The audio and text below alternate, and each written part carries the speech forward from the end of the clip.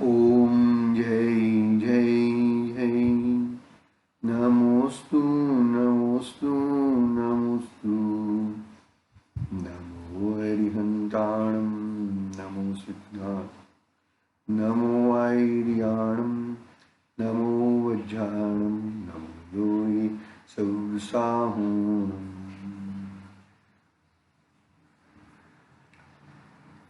चार मंगल चार उत्तम चार शरण छे। येनात्मबुद्धयतात्मेव परत्वेनेव चापरम् अक्षयनन्तबोधाय नमस्तु परमात्मने। चेतिले चेतन चेत्या विना किम चालसे।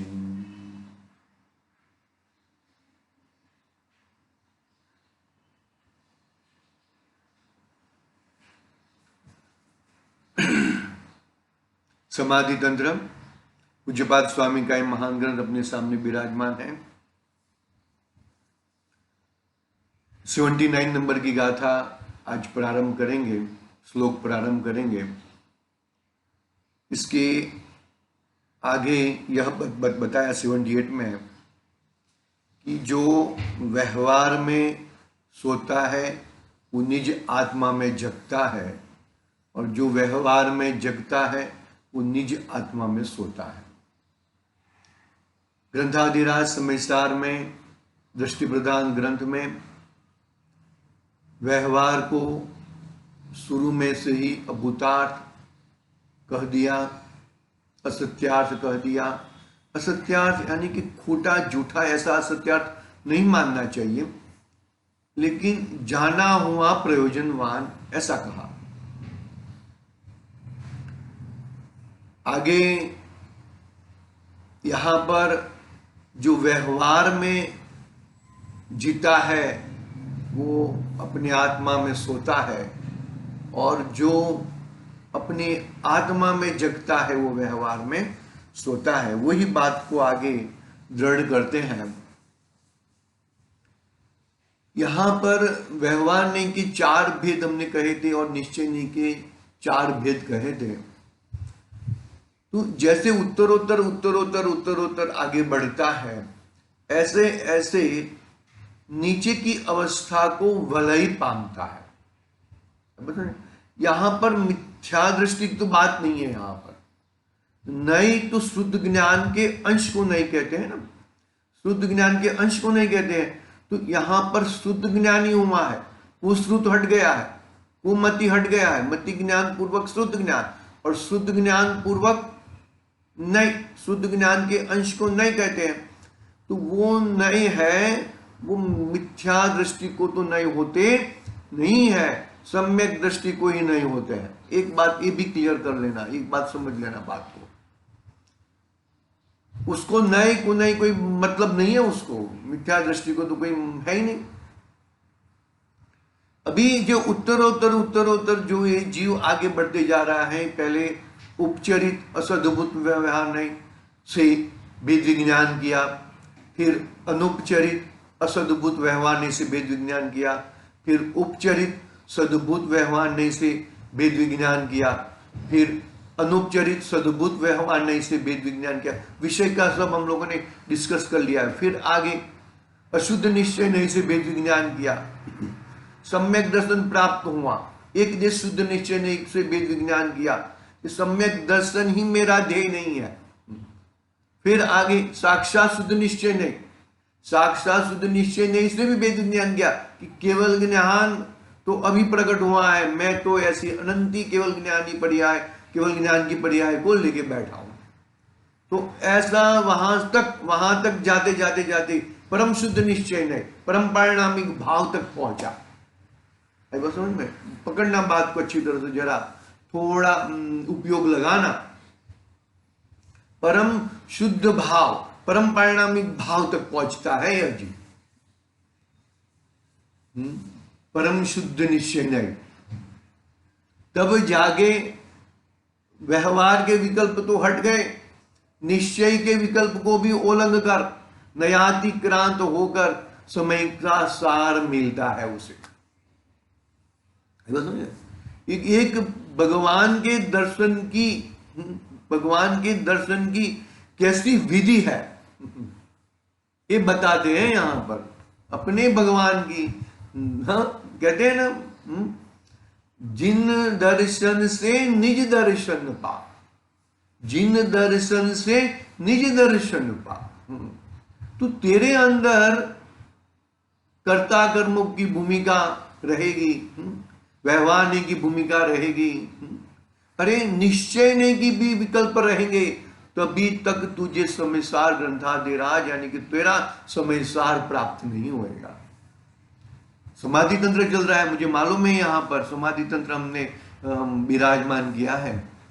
बात यहाँ पर देखो, यहाँ पर 79 नंबर की गाथा में, श्लोक में क्या आचार्य देव क्या कहना चाहते हैं। देखो, उत्थानी का पढ़ता हूं कि जो आत्म स्वरूप में जगता है वही वह मुक्ति को पाता है। अरे निश्चय के विकल्पों को भी उल्लंघन कर, जो अपने आत्मा में ही जगता है, अपने अंतर में आत्मा को ही देखता है, वो ही मुक्ति को पाता है। ये बात बताई। देखो पढ़ता हूं मैं, 79 नंबर का श्लोक है यहाँ पर, पारा नंबर 146।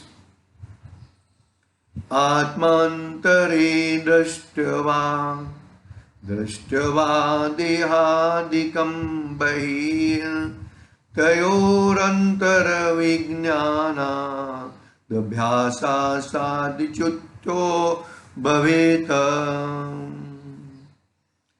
अंतर देखे आत्मा बाहर देखे दे, वेद ज्ञान अभ्यास जब दृढ़ हो बने विदेह।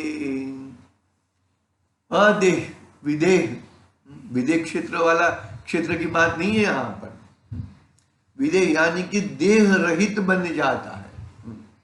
अनुवाद पढ़ते हैं, देखो, अंतरे यानी कि अंतरंग में, अंतरे अंतरंग में, आत्मानम आत्मा के वास्तविक स्वरूप को, आत्मानम आत्मा के वास्तविक स्वरूप को दृष्टवा देख कर, और बही बही बाह्य में देहादिकम शरीरादिक पर भावों को दृष्टवा देख कर, तयो आत्मा और शरीरादिक दोनों के अंतर विज्ञानतः, क्या कहा, अंतर विज्ञानतः का अर्थ क्या कहेंगे कि वेद विज्ञान से तथा अभ्यासात, अभ्यास द्वारा, वेद विज्ञान से तथा अभ्यास द्वारा उस वेद विज्ञान में दृढ़ता प्राप्त करने से अच्युतो भवेत, यह जीव अच्युत यानी कि मुक्त हो जाता है।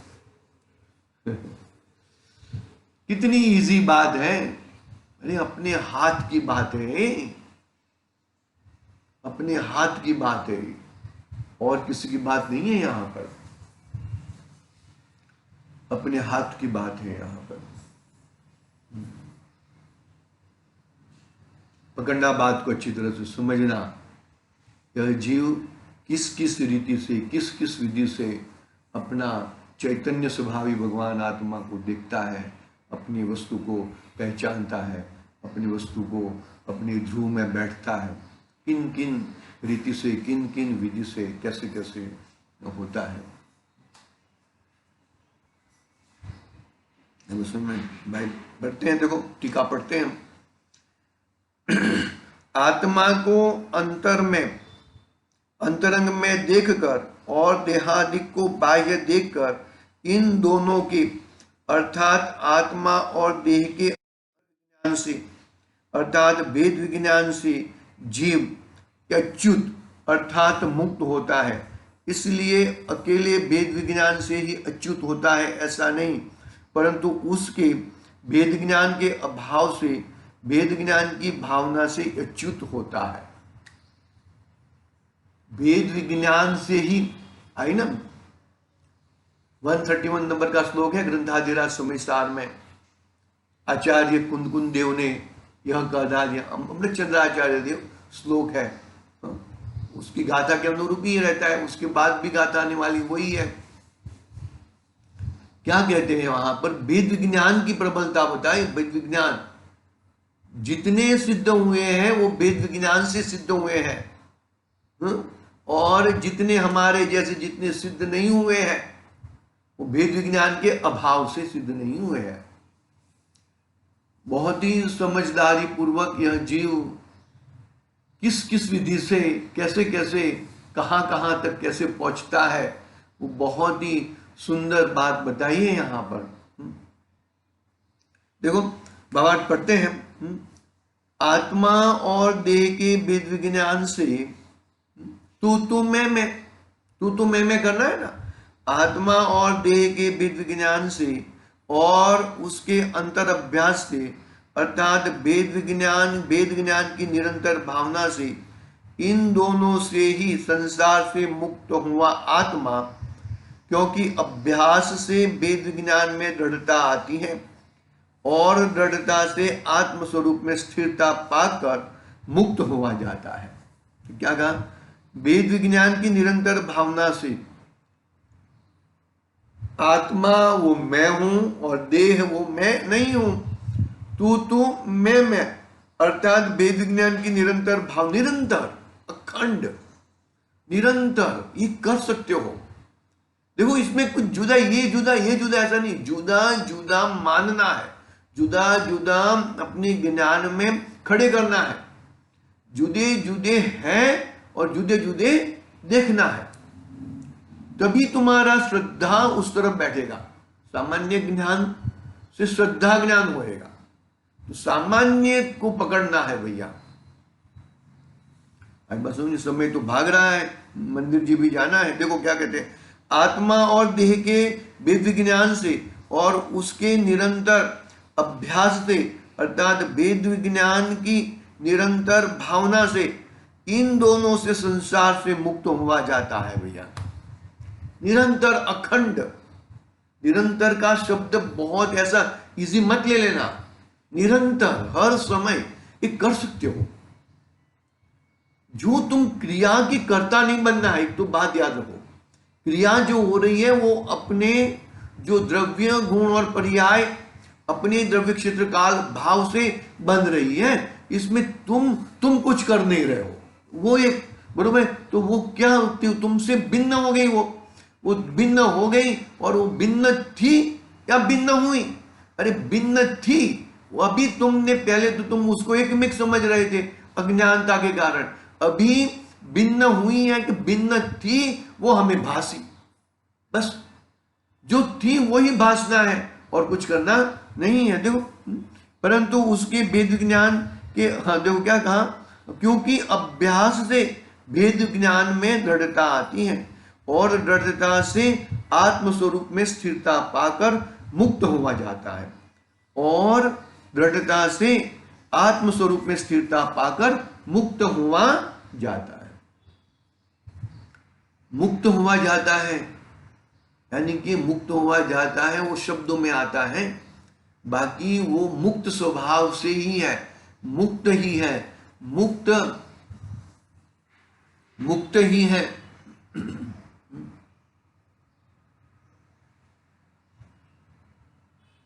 सुनिए,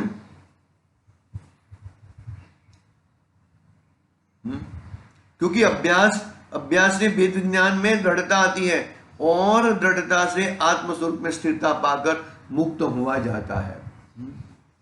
विशेष स्पष्टीकरण कल पढ़ेंगे, आज थोड़ा लेट हुआ है, कल पढ़ेंगे। आज के लिए ओम नमः सिद्धि ब्याह।